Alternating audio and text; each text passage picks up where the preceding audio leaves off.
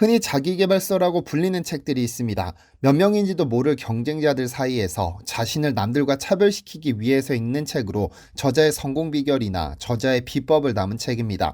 자기계발서는 전 세계적으로도 큰 인기를 끌지만 한국에서는 유독 인기가 높습니다. 오죽하면 베스트셀러 4권 중 한 권은 자기계발서라고 하니 자기계발서라는 이름을 다는 순간 웬만한 판매량은 따놓은 당상이죠.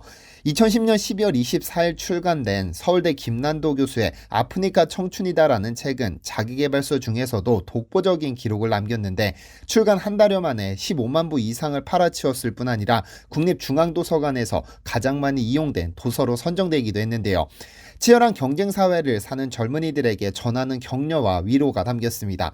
물론 인기가 많은 만큼 비판에서도 자유롭지는 못했지만 한국의 자기계발서에 한 획을 그은 책이기는 합니다. 비기, 비결, 비법 등 그 단어만으로도 묘한 매력을 지닌 것들이 있습니다. 이러한 단어들에 특히 열광하는 것은 삶에 지치고 힘들고 고난한 백성들인데 한치 앞을 내다보지 못하는 인간에게 앞날을 예언한 비밀의 책이 있다면 어떨까요? 여기 조선시대, 조선의 미래를 예언한 비서가 있습니다. 그 누구도 읽어서도 안 됐고 그 누구도 소지할 수 없었던 조선시대 최고의 금서는 어떤 내용을 담고 있었던 것일까요?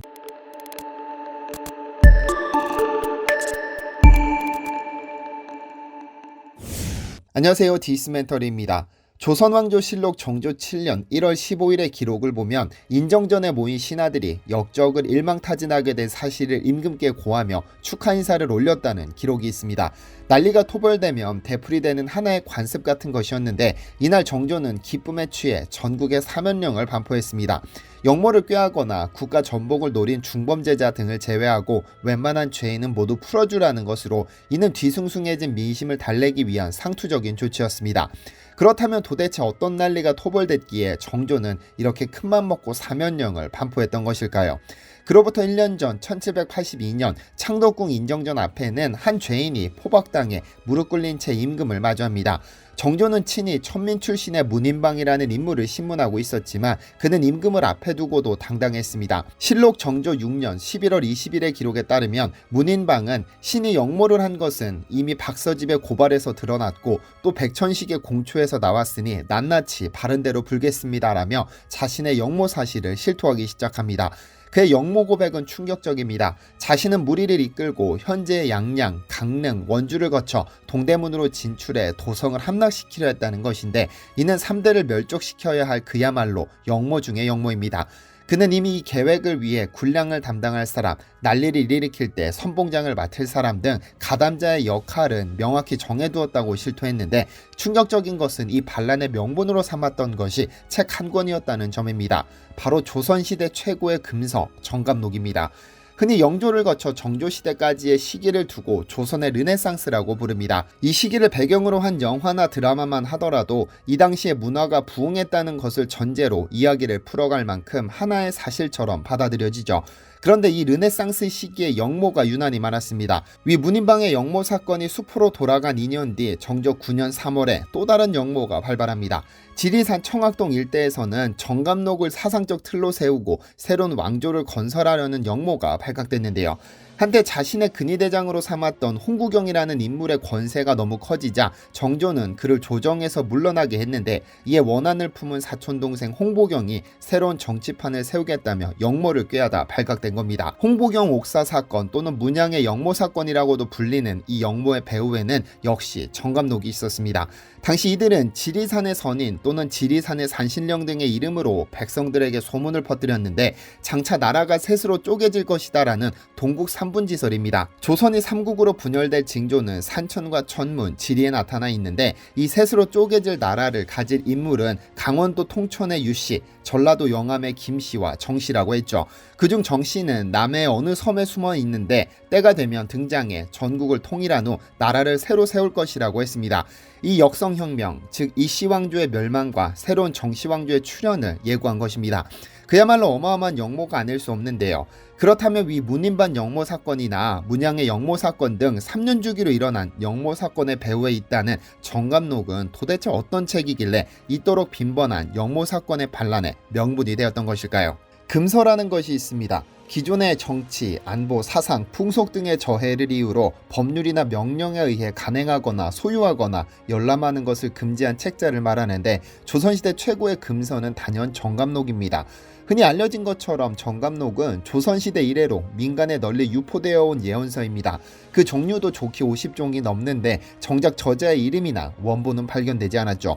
조선에서 발생한 영모 사건 중 최초로 정감록이라는 이름을 내세운 사건이 위에서 말씀드린 문인방 영모 사건인데요.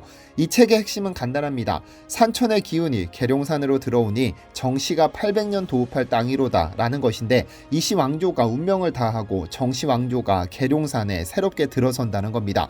그런데 산의 기운을 느낄 수 있는 사람들은 보통 계룡산을 최고로 꼽습니다.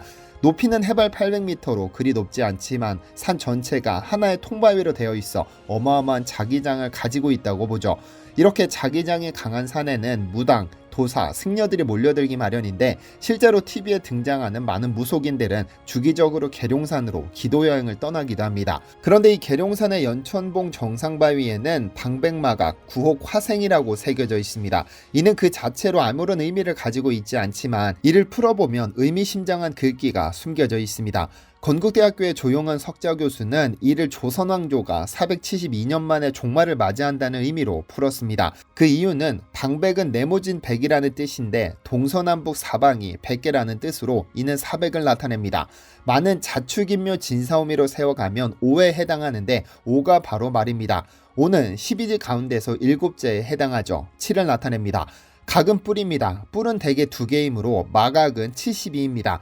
따라서 방백마각이라는 글자는 471을 의미합니다. 구혹을 결합하면 국이 되고 화생을 결합하면 옮길 이자로 통용됩니다. 그러므로 구혹 화생을 풀면 나라를 옮긴다는 의미가 됩니다. 그러니까 계룡산 꼭대기 연천봉에 새겨진 이 8개의 글자는 조선이 472년 만에 망하고 새로운 나라가 생긴다는 의미를 담고 있습니다. 정감록은 두 인물의 대화로 구성되어 있는데 이시조선의 조상이라는 이심과 조선 멸망 후 일어설 정씨의 조상이라는 정감이라는 인물이 금강산에서 마주 앉아 대화를 나누는 형식으로 엮어져 있습니다. 대화 형식의 이 책에서 이시조선의 조상인 이심은 항상 질문자가 되고 정씨의 조상이라는 정감은 항상 해답자가 되어 왕조나 국군의 흥망성쇠에 대해 풍수지리에 근거한 명확한 답변을 내놓습니다. 이 책이 금서가 될 수밖에 없는 이유입니다. 현재 조선을 이끄는 이시왕조의 몰락을 예언하고 새로운 왕조의 등장을 예고하니 임금을 하늘처럼 떠받들어야 하는 백성들 사이에서 이런 예언서가 돈다는 것은 그 자체로 불쾌하고 불길한 징조입니다. 물론 풍수지리, 도교 등을 기반으로 한 허무맹랑한 예언서라고는 하지만 이 정감록이 백성들 사이에서 몰래 읽혔던 이유는 당시 오랜 왕정과 당파 싸움에 시달리며 고달픈 삶을 살았기 때문입니다. 이런 상황에서 억압당하는 피지배자 계급인 백성들에게 이 시가 망한 다음에 정씨가 등장해 세상을 구원해 만민평등의 세계가 열린다는 유토피아를 제시했기 때문에 믿을 수 없지만 믿고 싶은 희망과 꿈이었던 겁니다. 지금 읽을 수 있는 정감록이 초기 버전의 정감록과 다른 것도 매번 백성들의 바람이 계속해서 보태졌기 때문입니다. 그런데 이 정감록이 백성들 사이에서 빠르게 읽히기 시작한 것에 역사의 아이러니가 존재합니다. 아마 여러분들도 1446년 세종대왕이 훈민정음, 즉 한글을 만들어 배포했다는 점은 잘 알고 계실 것으로 생각됩니다. 그리고 영조와 정조대왕 시대를 거치면서 즉 조선의 르네상스 시기에는 사설 교육기관인 서당이 급속도로 확산됐습니다. 서민들이 경제적으로 여유가 생기면서 교육과 문화에 대한 관심이 급속도로 높아졌기 때문이죠. 그리고 이 시기에는 세종대왕 시절부터 보급된 한글을 읽을 줄 아는 백성들이 늘어나면서 홍길동전, 춘향전, 심청전 등 한글 소설이 널리 보급됐는데요. 그런데 백성들 사이에서 가장 큰 인기를 끌었던 금서, 정감록 한글판이 만들어지지 않을 이유가 없습니다. 한자는 해석이 필요하고 헷갈릴 수 있는 글자들이 많지만 한글은 이를 압축적으로 이야기해주니 파급력이 클 수밖에 없었죠. 일반 백성들은 10권짜리 어려운 한자로 된 정감록은 읽지 않아도 한 권짜리 정감록은 하루 저녁이면 좋게 읽을 수 있었기 때문에 아이러니하게도 한글의 보급이 조선의 몰락을 예언한 정감록에 힘을 실어준 것입니다. 세종대왕은 자신의 후대에 한글이 이시조선을 몰락시키는 혁명에 힘을 실어줄 것을 예상이나 했을까요? 참으로 역사의 아이러니가 아닐 수 없지만 한글의 힘을 정감록에서 확인하게 될 줄은 몰랐습니다. 디시멘터리에서는 여러분의 제보를 기다립니다. 제 채널에서 다뤘으면 좋겠는 뉴스 또는 널리 알려졌으면 하는 영상은 디시멘터리 네이버.com으로 보내주시면 소중히 제작하겠습니다. 시청해주셔서 감사합니다.